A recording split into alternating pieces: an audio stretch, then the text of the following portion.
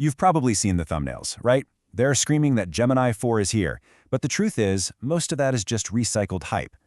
I've gone through Google's official documents, and I'm here to cut through all that noise and give you the ultimate reality check on what's actually happening with Gemini.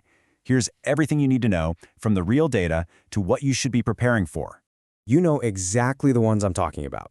They usually look a little something like this. Yeah, you see claims like this promising that it destroys the competition, but they're just recycling these unverified leaks with almost no real evidence. It's all designed for a click, and it completely misses the real story. So let's just rip the Band-Aid off right away. As of today, March 2026, there is no official product called Gemini 4. It's not in Google's API, it's not in any pricing table. Simple as that. But what does exist tells us way more about the future than any leak ever could. So here's our game plan. We're going to bust the myth, then look at the real release timeline.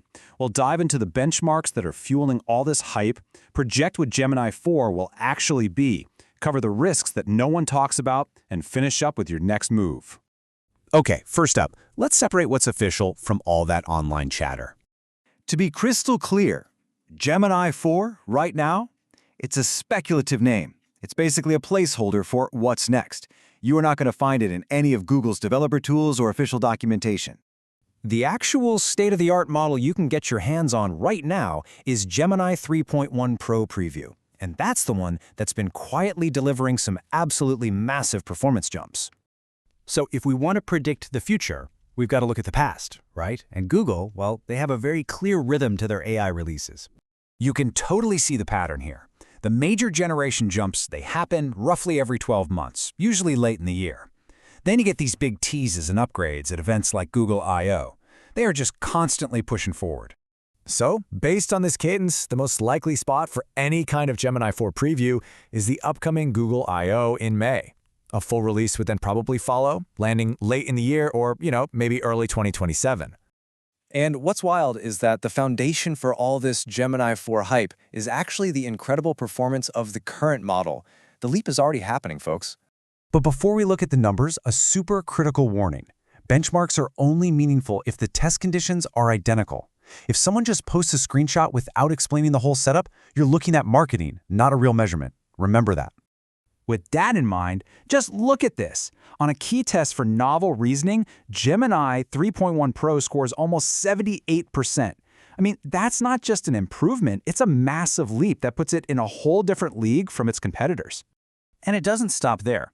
It continues across other really complex tasks. For bug fixing, it's right there, neck and neck with the best. And for agentic web browsing, which is its ability to use tools to find information for you, it has a clear lead.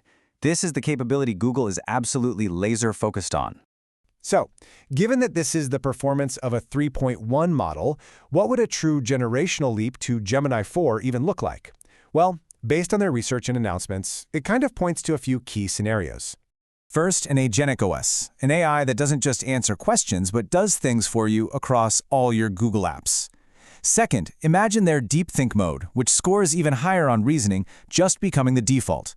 And third, integrating their world model research, letting the AI understand video and simulate the real world.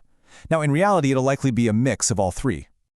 But we have to talk about the other side of this. As these models move from simply providing information to actively taking actions on our behalf, the risk profile changes in a really fundamental way.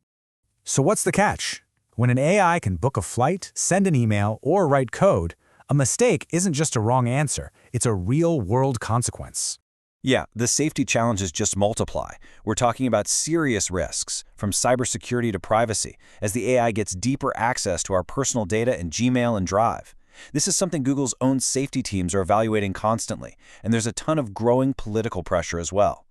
Okay, let's bring this all together. Knowing what's real and what's coming, what should you actually be doing to prepare for this future? The first thing to understand is that beyond any benchmark, Google's single greatest advantage is distribution. They can embed their AI into the search engine, the browser, and the mobile operating system used by billions of people pretty much overnight. And they're competing hard on price. As you can see, Gemini 3.1 Pro is trading blows with its main rival. One is cheaper on input, the other on output. This aggressive pricing is all about driving adoption. So here's the takeaway. Don't wait for a hypothetical Gemini 4. Start building now. But, and this is key, build to be model agnostic. Create strong testing systems so you can swap in any new model the day it drops. And if you're working with agentic AI, invest in safety systems like sandboxing, which is basically a safe, isolated environment, and audit logs right now. Which leaves us with a big strategic question. Does Google go for the big Gemini 4 splash at their next event? Or do they continue this pattern of shipping massive, game-changing upgrades under the radar with names like 3.1 or 3.5? The answer is going to tell us a lot about their confidence and their strategy for the year ahead.